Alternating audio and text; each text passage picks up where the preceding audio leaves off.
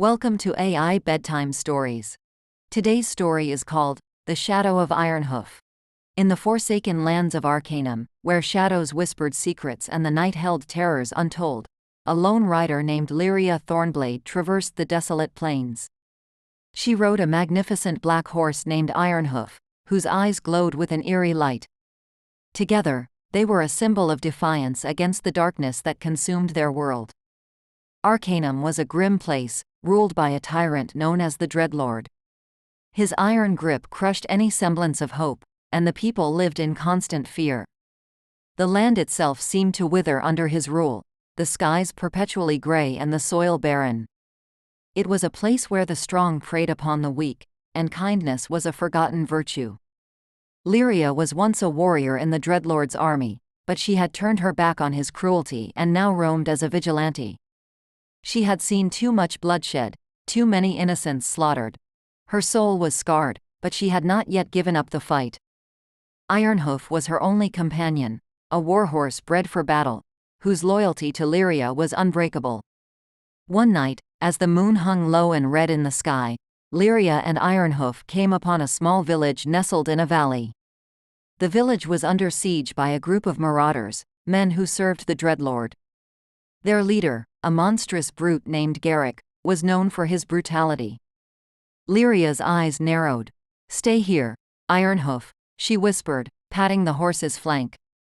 "I will deal with them." Ironhoof snorted, understanding the command. Lyria moved silently through the shadows, her sword gleaming faintly in the moonlight.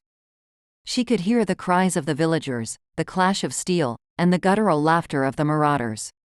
Her blood boiled with rage. As she neared the village center, she saw Garrick towering over a young girl, his axe raised high.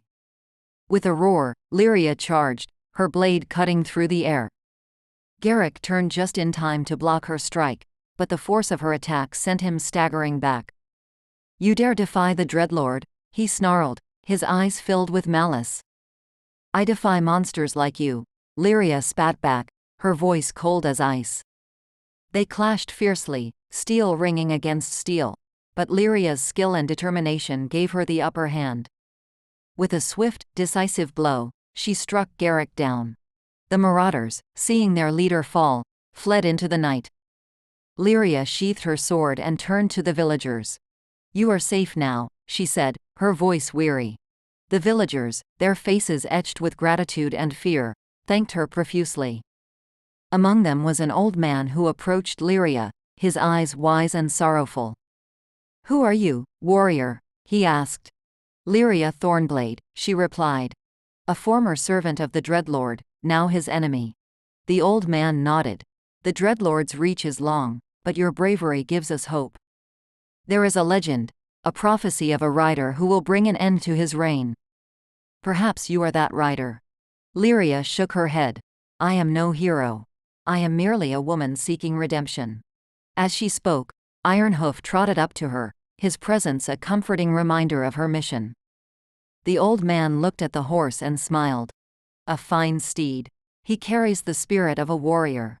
Lyria mounted Ironhoof, her resolve hardening. "I will do what I must to bring justice to these lands," she vowed.